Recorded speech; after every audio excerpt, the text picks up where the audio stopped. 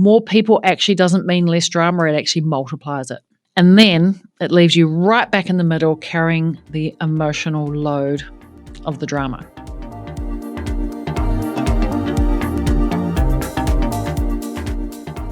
People will always leave you when they run out of future. And so if you don't have a vision that's bigger than them, you're going to lose people at the top.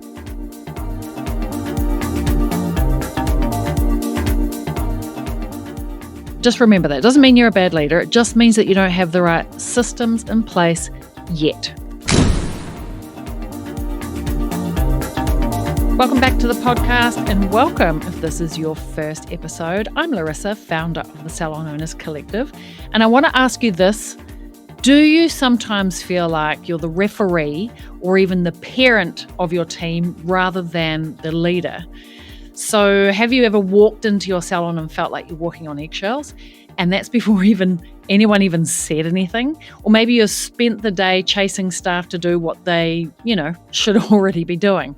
So if this sounds familiar, this episode is for you.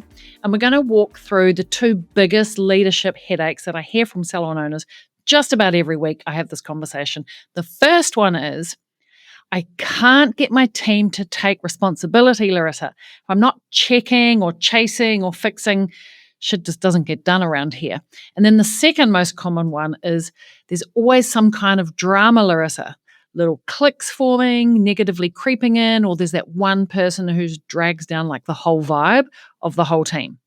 So if you ever felt like the referee in your own business, this episode is going to feel very familiar to you. And most importantly, I'm going to show you how to move out of referee mode and into leadership. Sound good? Okay, so here's what I hear most often. If I don't check everything, it won't get done. Like, this is the biggest problem, I think, when it comes to leadership. But when you're constantly checking, fixing, reminding, you're definitely not leading, you're babysitting. Okay, so let's take Susan, for example. She's got a salon in Perth, and she's just taken over the lease, inherited a team, and was still on the floor and went into the business 5 days a week working on clients. And she knew one of her apprentices wasn't performing, and in addition, her new senior stylist was dragging her feet just a little bit. But instead of holding them to account, dealing with the issues, she avoided the otherwise what she thought a tough conversation. And if you listen to Joel and I the other week, let's not have tough conversations, let's just have conversations. Well, what happened actually is that work slipped, mistakes were made, and Susan was left feeling like she had to fix it all. She told me she felt like she was carrying like the whole business on her shoulders, because those two were enough to eat away at her spare time, because she had to go and fix the things, her brain space, meaning she couldn't be present with her children because she was worrying about the problems back at the business when she was at home, and actually their lack of performance drained away the little profit margin that she had gained. That's what actually happens when accountability isn't in place in your business. The team don't step up. The owner ends up exhausted, doing everything themselves. Sound familiar? The second most common problem is team drama, cliques, and negativity. So let's talk about the drama, because gossip spreads way faster than facts. Cliques form, and suddenly your salon feels like you're back at the school playground. Sound familiar? So Alice recently told me, she's a salon owner here in New Zealand, some days I really dread walking in because I feel like I can feel the bad vibe before I even put down my handbag. So I was talking to Lindy, another salon owner. She lives in Adelaide.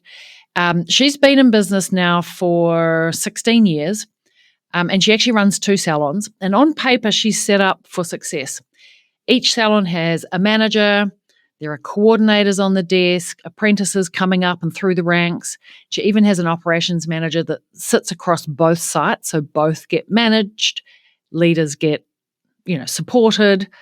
But she was sharing me in this conversation, even with all those people, she finds herself needing to step in and just mediate the drama.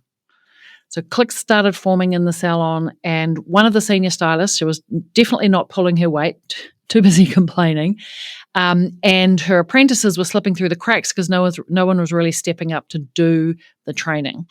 So she was running 2 locations, had 2 managers, an ops person, but without clear accountable systems, values, the problems actually started to double because the word got between the 2 salons about the drama that was going on.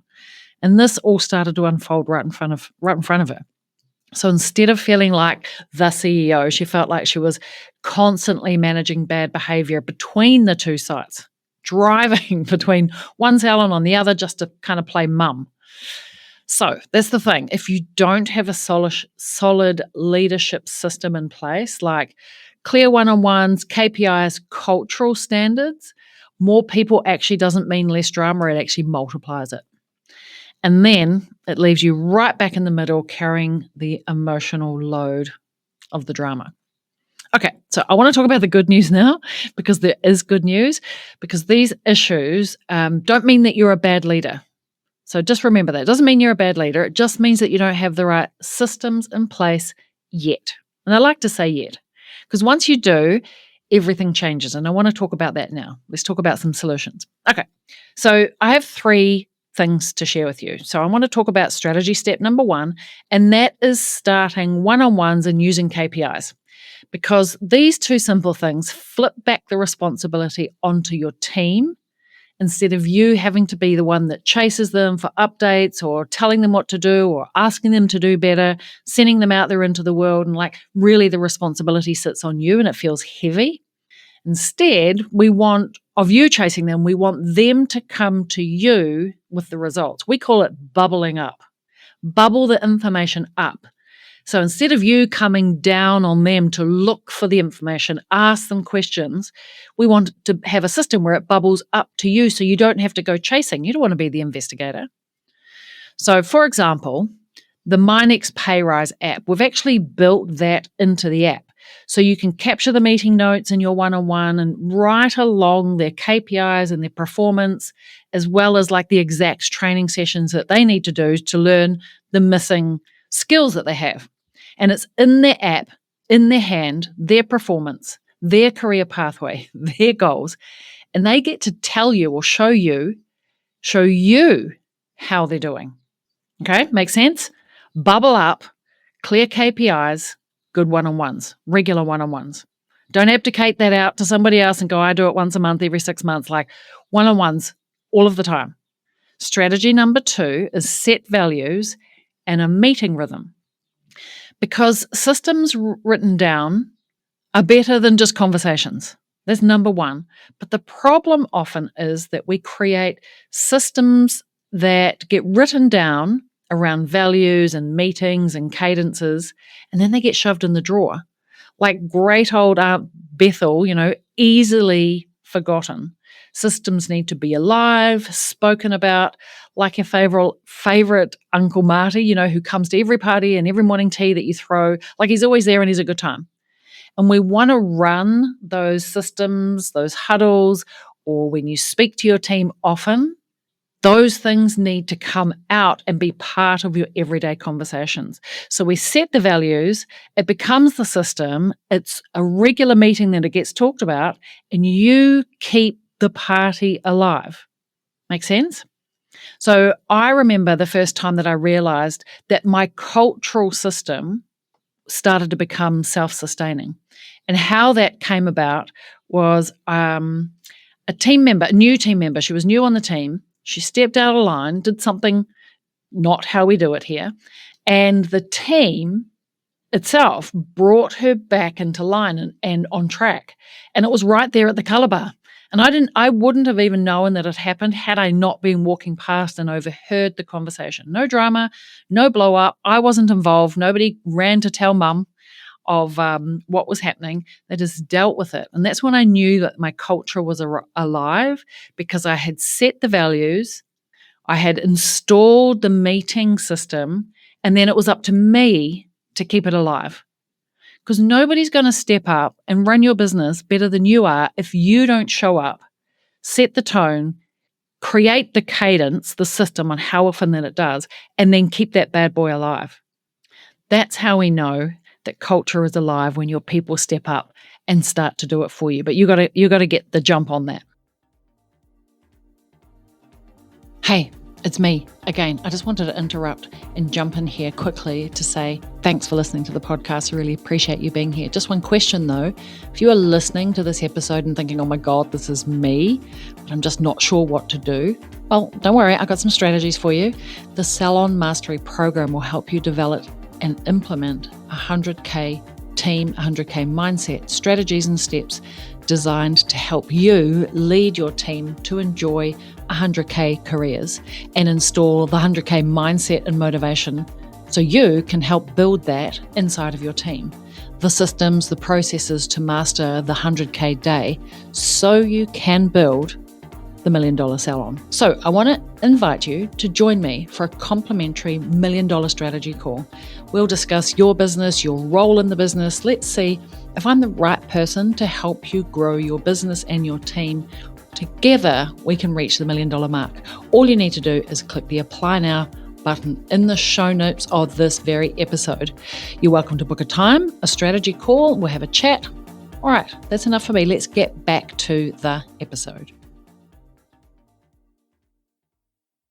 Okay, strategy number 3 is the 3 strikes system. I'm going to talk about that because it's not easy to get everyone back into line, and you need to have a little bit of a plan to manage all of the different people that are going to come in and out of your business over the years.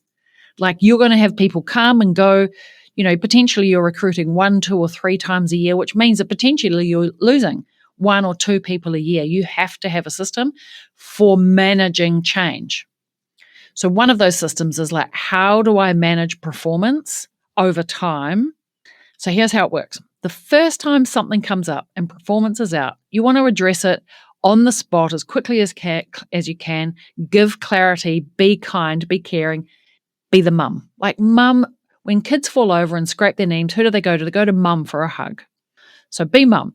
But the second time it comes up, after you've given them a hug and you've sent them off again, then the second time you really want to set a warning and a support plan. Be the 1950s dad, wait till your dad gets home and dad kind of rules the roost and says how it is, black and white. So you've had the hug with mum, and now it's time to set the line and set a clear plan.